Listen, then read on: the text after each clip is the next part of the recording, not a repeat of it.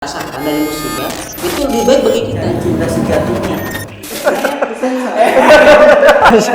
Juara, masya Allah juara. Yang buatnya ini penuh dengan cinta ya. Hajar bidzati din taribat yada. Pilihlah yang memiliki agama. Assalamualaikum warahmatullahi wabarakatuh. Waalaikumsalam warahmatullahi wabarakatuh. Ahlan wa sahlan di acara Game Talk lagi, Ustaz. Alhamdulillah. Alhamdulillah. Masya Allah turun juga ya. Gimana, Ustaz? Sehat? Alhamdulillah sehat. Alhamdulillah. Insya Allah kita hari ini akan menerangkan tentang suami idaman, Ustaz. Ya, mungkin kemarin-kemarin kan yang bujangan-bujangan yang jomblo pranikah. Insya Allah sekarang Tapi ini syaratnya harus mutlak. eh Asal udah punya istri. tayar lagi orang udah punya banyak pasangan ya, Ustaz. Iya. Itu syarat mutlak ya. Nah, sebelum kita mulai, untuk para sahabat GM yang ingin mempromosikan produknya bisa dihubungi ke admin GM Talk, bisa di sini. Seperti yang ada di sini, ini adalah produk-produk Ikhwan Ustaz, yang bisa dipromosikan untuk masyarakat. Walau yang nontonnya sedikit, tapi insya Allah kita ikhtiar untuk membantu Ustaz. Walaupun banyak, masih dikit walaupun banyak. Tapi insya Allah bakal jadi bukit Ustaz. Ustaz, kita langsung aja Ustaz ke pertanyaan Ustaz. Intinya suami idaman itu apa sih? Apakah bisa dilihat dari kekayaan suami idaman itu, atau jabatan, atau bisa dilihat dari harus jadi ustaz jadi suami idaman? Mungkin kita berat sekali Ustaz kalau nama. Jadi ini yang nonton para istri atau para suami ini? Istri. Oh, istri. Silakan Ustaz. Nah, Nabi sallallahu alaihi wasallam ala Rasulullah wa ala alihi washabihi wa ala. Ini membahas masalah suami idaman ini. Kayaknya idaman ini singkatan kan. Indah dan nyaman. Masya Allah. Jadi suami yang idaman indah dan nyaman ya. Ini kembali kepada perkataan Allah Subhanahu wa taala akan perintah bagaimana Allah memerintahkan wa'ashiruhunna bil ma'ruf. Jadi pergaulilah mereka yang istri kita dengan ma'ruf. Sebenarnya gini, apalagi yang sudah punya anak perempuan, pernah enggak antum bertanya kepada seorang anak perempuan kita ya, misalkan atau keponakan misalnya, bahwasanya suami idaman itu adalah ayahku atau suami idaman adalah pamanku, pernah enggak? Antum punya ponakan perempuan? Pernah enggak antum nanya misalkan ke ponakan, suami idaman saya menurut kamu itu siapa? Iya. Apakah paman bukan? Belum Ustaz. Maka masya Allah ya. Jadi ternyata para suami ini harus memiliki tempat di hatinya para istri. Tadi idaman itu kan bisa jadi singkatan, indah dan nyaman, indah dipandang, nyaman dirasakan. Itu kalau tadi.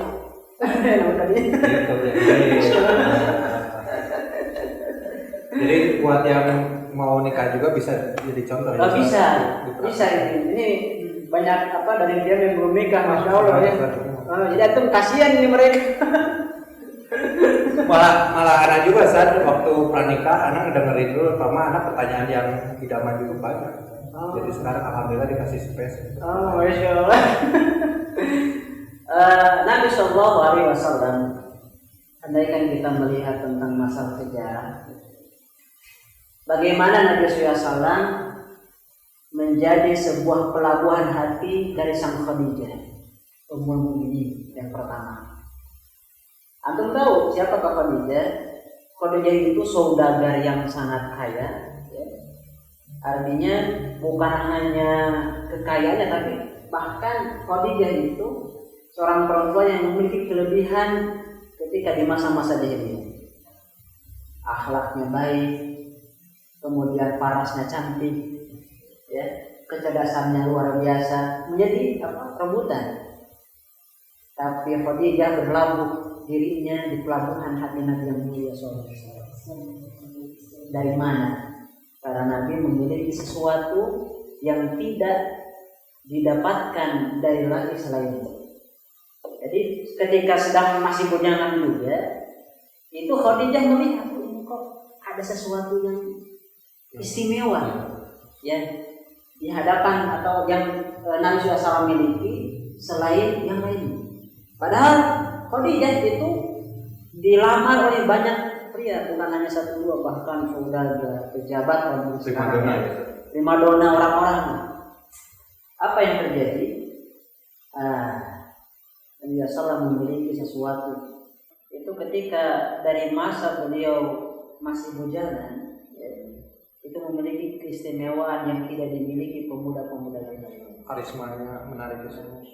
Jadi jangan dianggap bahwasanya Khadijah itu seorang perempuan yang suka jalan-jalan, jangan. Hati-hati nih, hati-hati. Ummul Mukminin Khadijah bukan seorang perempuan yang biasa traveling. Bukan traveling ya Ustaz ya. Bukan. Justru beliau itu adalah kalau sekarang itu ya tadi saudagar yang beliau menjaga ifahnya, menjaga kehormatannya. Sehingga apa bisa dikatakan bahwasanya Ummul Mukminin Khadijah itu tahu Nabi yang mulia SAW itu dari obrolan-obrolan para pekerja atau tetangga-tetangganya. Artinya apa? Andaikan kita menyembunyikan minyak wangi, bagaimanapun itu dikemasnya pasti akan tercium baunya. Ya. Nah, demikian juga mungkin jadi pertanyaan, apa sih yang membuat Khadijah itu terpikat? Sehingga kembali ke tadi pertanyaan, apa sih kriteria seseorang itu menjadi seorang suami idaman ya? Nah, tadi Khadijahnya wa asyiruhunna bil ma'ruf. Mereka atau Nabi SAW menggauli istri-istrinya atau orang yang di sekelilingnya dengan sesuatu yang baik.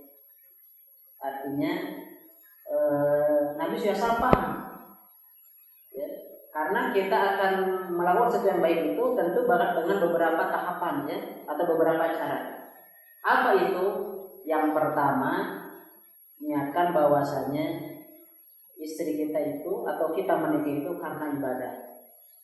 Insya Allah kita akan menjadi suami idaman. Jadi niatkan ketika kita bermuamalah dengan istri, ya, apa yang kita ucapkan, apa yang kita lakukan ke istri itu adalah yang pertama ibadah.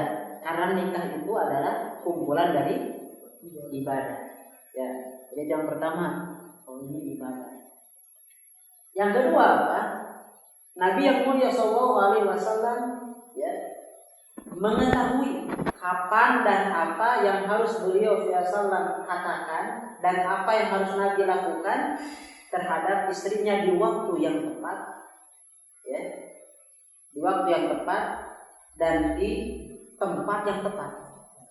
Jadi nggak sembarang ngomong, ya. Jadi yang kedua itu ucapan. Yang ketiga adalah apa? Secara ringkas. Ya. Secara ringkas adalah Nabi SAW itu menjaga apa? Penampilan di hadapan istri. Jadi jangan sampai seperti ini, ya. Kita datang ke istri, ya. Misalnya kita pulang kerja, semua lusuh, gitu kan? Semua lusuh. Bahkan kalau perlu sebelum antum ketok pintu, disisiran dulu.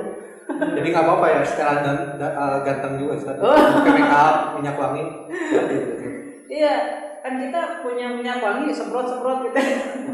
Iya. Jadi jaga kerapihan kita ke rumah. Jadi badan itu bisa mungkin ya, pulang kerja atau minimal sudah kerja, kita langsung ke kamar mandi, beres-beres, rapi-rapi badan, baru ngomong.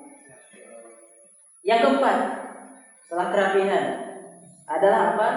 Yakni belajarlah untuk mengucapkan sesuatu yang bisa menambah istri itu romantis atau cinta kepada kita.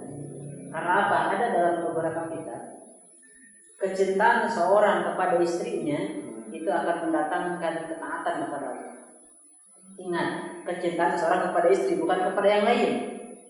Ya. Jadi kalau misalkan kita semakin cinta kepada istri kita, itu akan dan mendatangkan ketaatan kepada Allah Subhanahu wa taala. Contoh biar mudah.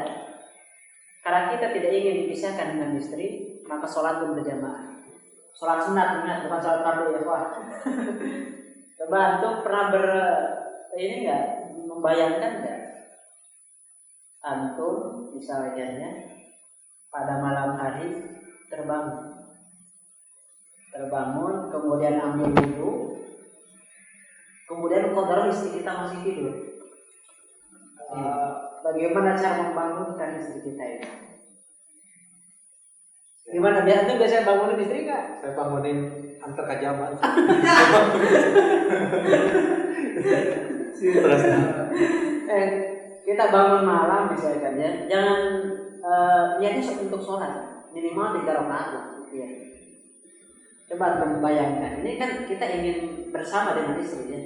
Bangun, antum wudu, kemudian kita ingin ngajak istri sholat, tapi istri masih tidur. Kira-kira gimana membangunkannya? Nah, apa yang akan kita lakukan? Coba. Nggak ada kuis di sini? Oh, nggak ada. Tapi bisa dibuat juga, Ustaz. Oh iya. Jadi bagaimana cara membangunkan istri yang tertidur ketika sholat malam? Nah, di sini pertanyaan. Bisa dijawab di DM Instagram Garmen aja. Oh, insya Allah. Jadi jawaban yang terunik dan yang terromantis bisa ditulis. Ya. Insya Allah dapat hadiah. Nah, kita lanjutkan. Ini contoh. Kita coba antum ya.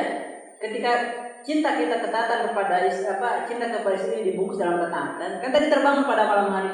Istri masih bobo, masih tertidur. Coba ya.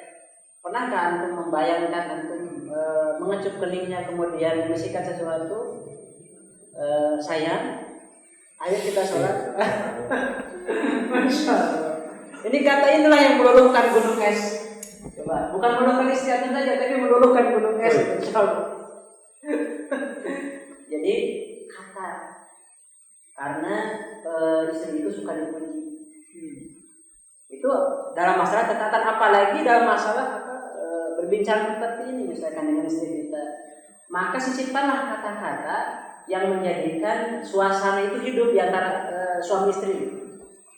Bahkan para ulama membolehkan, bahkan menganjurkan, misal apabila seorang suami mendatangi istrinya dalam tanda kutip mungkin istilahnya jima, itu melontarkan kata-kata yang bisa menggugah keinginannya untuk melaksanakan hal tersebut. Misal, kemudian apa? Ya, yang kelima ya, tadi 4, yang kelima. Ketika bagaimana kita ingin misalnya ya, disukai oleh istri itu adalah apa? Memberikan hadiah. Tahabu. Jadi saling berikanlah hadiah, ya maka akan timbul rasa cinta. Hadiah itu bukan ulang tahun ya, Ustaz? Bukan. Suka ada yang. Jadi jangan nunggu dulu hari kelahiran. Kalau lagi ini bukan syariat Islam gitu ya. Jadi ya, ya, bisa tiap hari, bisa tiap. Ya tiap hari itu ahsan. Meskipun misalkan bawa 1 tekun gitu ya. Datang 1 tekun ke rumah, nih. Bukan istri aja, ini mertua juga langsung. Mertua bisa bawa ke istri yang ini ada oleh-oleh, ada hadiah, ya hadiah dari ini. Hatta Nabi SAW ya, ketika menyuruh hal tersebut dilakukan oleh Ali kepada putrinya yakni Fatimah, yakni apa? Nabi memberikan baju besinya kepada Ali untuk diberikan kepada siapa? Fatimah. Maksudnya di sini adalah pentingnya kita memberikan hadiah kepada istri sekemampuan kita ya. Kemudian ya yang keenam, ini adalah sesuatu yang anak rasa andaikan hati istri kita sudah fitrah, maka apa? Yang keenam, ketika menjadi seseorang itu ingin menjadi suami yang didamkan oleh semua istri, maka belajar agama. Belajarlah agama.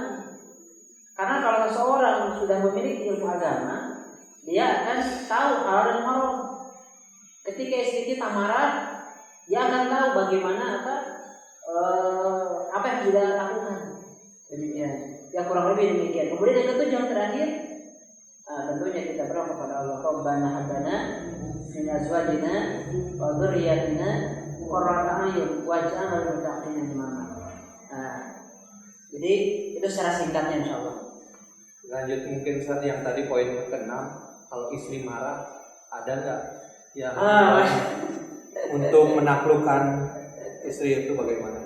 Nah, soalnya kalau kita makan sama-sama mungkin ego ya sama-sama aja didiemin, ujung-ujungnya manjang nanti. Jadi marah itu fitrah. Bisa jadi marah itu tanda bukti cintanya kepada kita. Jadi jangan dari satu sisi. Misalkan contoh, siapa yang pernah suami dimarahi istrinya? Mengajak. Jadi yang nonton ini harus ngajak siapa yang pernah dimarahi istrinya gitu. Coba, contoh misalkan kecil, kita pulang kemana? Malam-malam gini baru pulang. Padahal apa? Aku tadi hidup kamu nunggu dari tadi, gitu kan? Misal itu kan bisa jadi itu ungkapan-ungkapan ini istri hanya mengatakan, kok malam baru pulang gitu bisa. Dia mau dikunci sah. Iya. Makan banget. Maka apa? Yang harus kita lakukan ketika bagaimana istri ini marah, ya. Yang pertama, jadi jangan membalas kemarahan istri. Dan harus tahu apakah istri sedang marah atau tidak. Contoh, kan bisa jadi kan mode marahnya istri itu kan berbeda-beda ya. Bisa jadi dengan teriakan, bisa jadi mungkin diam 1000 bahasa. Tapi kebanyakan diam. Mungkin itu curhatan dong ya.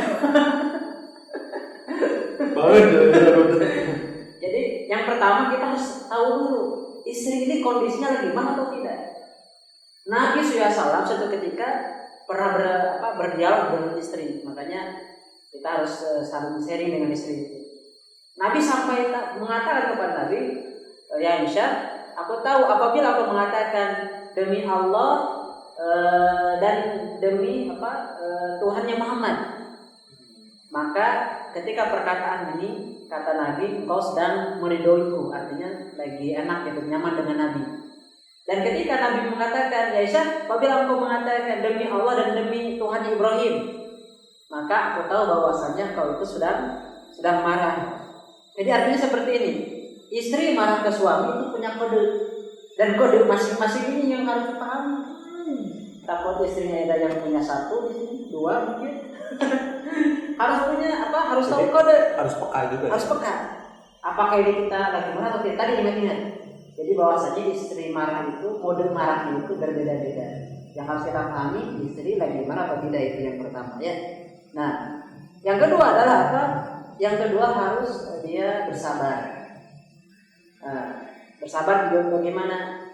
Nabi suatu ketika sedang bersahabat-sahabat seperti ini. Kemudian apa? Tiba-tiba terdengar dari mungkin sekarang dapur gitu ya. Nabi orang tamu kalau sekarang gitu ya. Apa itu? Suara piring yang pecah. Ternyata apa? Istri Nabi yang Ummul Mukminin Aisyah itu sedang memecahkan makanan yang berada di wadahnya. Ya gitu kan. Kenapa? Karena makanan itu ternyata dari istri Nabi yang satunya. Kalau tidak salah itu dari Ummul Mukminin Zainab. Maka apa yang dikatakan? Nabi tidak marah. Tapi Nabi mengatakan ibumu lagi cemburu. Jadi ada cemburu juga. Ya, tapi sahabat justru gini, kalau istri kita nggak cemburu kepada kita, tanda tanya ini, adakah cinta di hatinya bagi kita atau tidak, gitu kan? Mungkin lempeng-lempeng aja sih. Ya tidak mungkin. Kalau rumah tangga lempeng, antum tanda tanya bisa jadi antum nggak romantis nih selama hidup dengan istri kita. Jadi situ nggak nyaman kok, saya nikah kayak gunung es. Kayak patung. Ya nggak mencair, kayak gunung es. Misal, jadi itu yang berapa? Yang kedua ya. Nah, yang ketiga adalah ketika istri marah maka sikapi dengan kasih sayang. Ana rasa sikap kasih sayang ini akan berbeda-beda. Misal ya, istri marah, kita tegas istrinya. Istri kita ini tipenya yang suka digoda atau enggak misalnya. Harus tahu dulu. Nah, harus tahu dulu. Kalau misalnya tipenya seriusan, berarti cara menunjukkan kasih sayangnya itu bagaimana?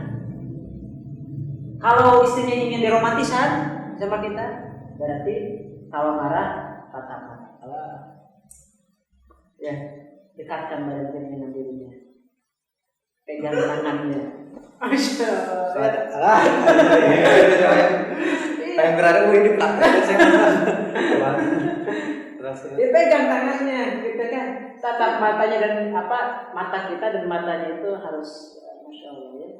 Jadi jangan ada yang terputus di antara, sehingga matanya ada pada mata kita ada pada matanya.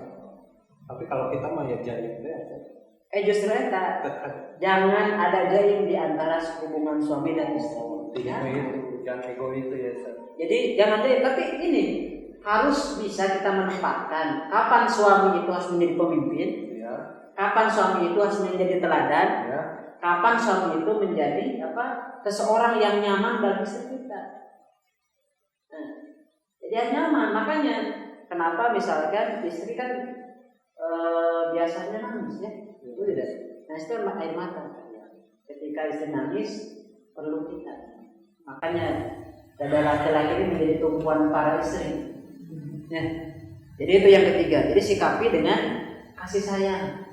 Kalau misalnya minimal ketika marah pengen dikecup, mungkin ketika dikecupan kening dia oleh kita tersebut, pas ketika marah, wah pikiran misalnya, tapi lihat pengaruhnya itu akan sangat dalam.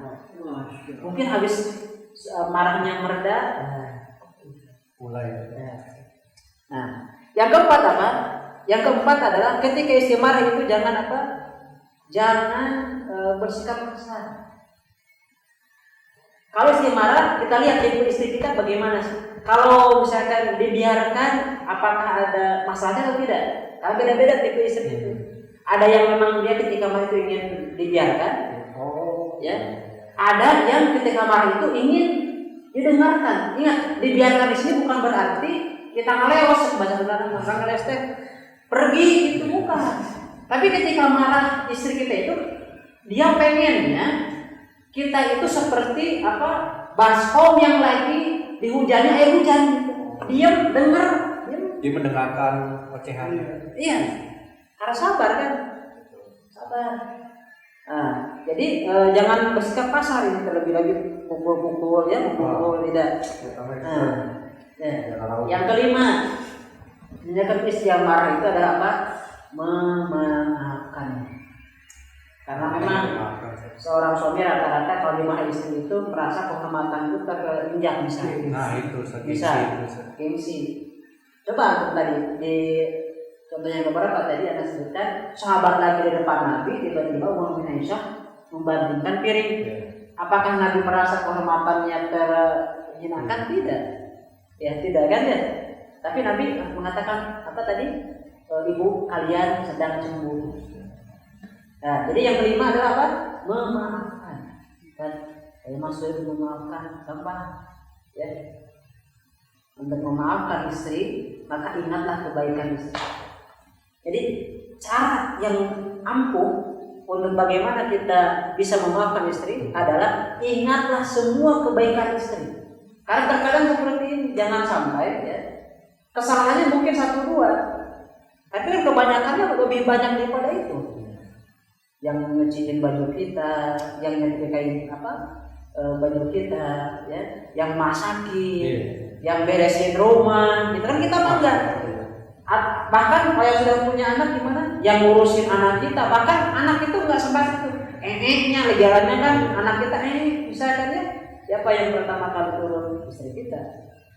Nah, jadi ingat ketika obat untuk memaafkan istri itu, ingat ketika bagaimana dia melayani kita. Tapi ingat, istri itu bukan khodim, bukan pelayan.